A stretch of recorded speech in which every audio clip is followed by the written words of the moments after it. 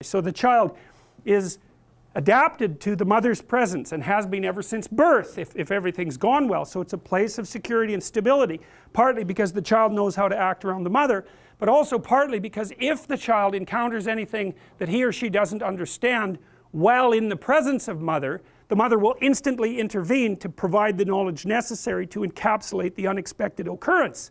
Okay, so the child's by the mother and maybe he's holding on, and that gives him ventral contact. It's comforting, it produces opiates, it decreases pain, it's directly comforting.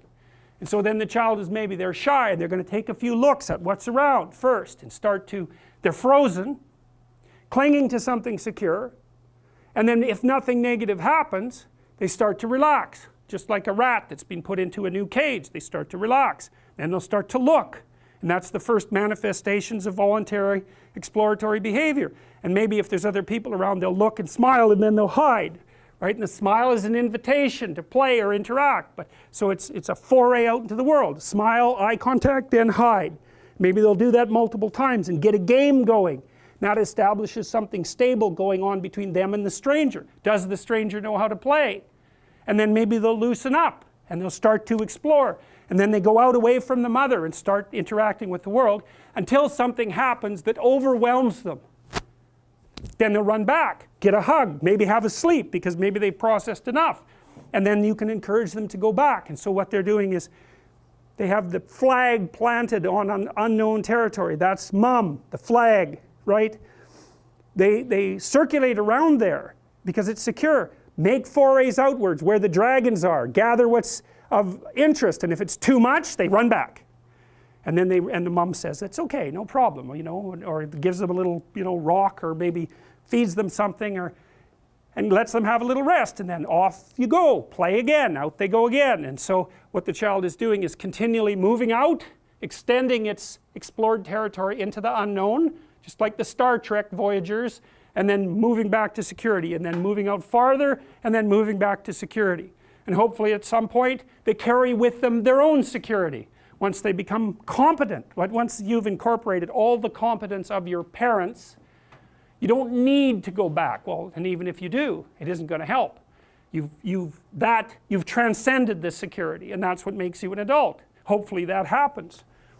So that's why the hero archetype is the central human story. It's because that's how we learn. It's an imagistic representation of the process by which we make sense out of the world.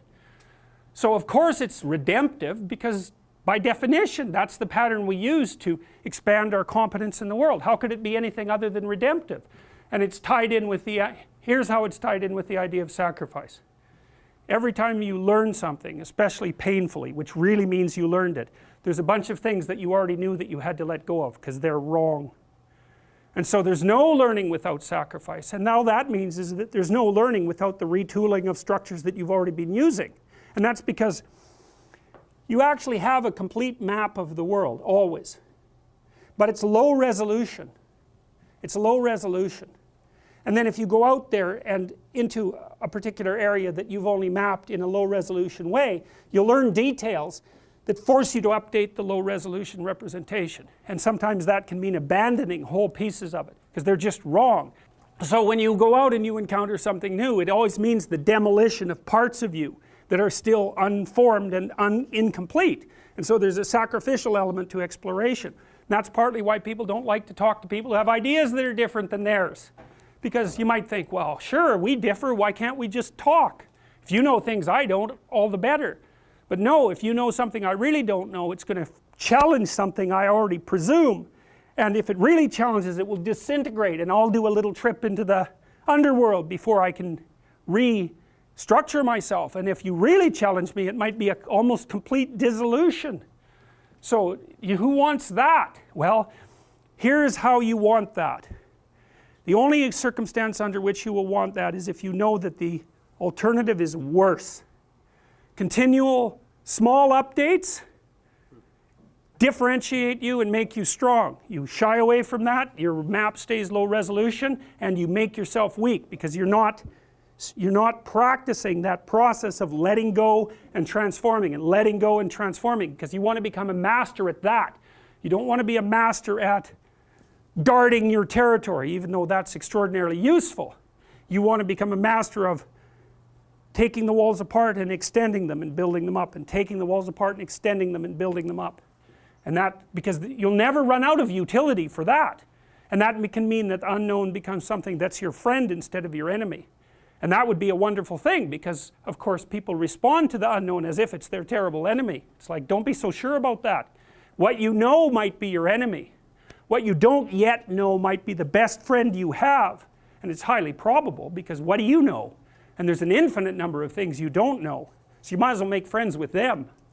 And then you also start to understand that you are precisely the thing that can move into the unknown as if it's welcoming and grow and develop as a consequence. And that makes you a much different thing than the thing that has to be terrified of everything it doesn't understand.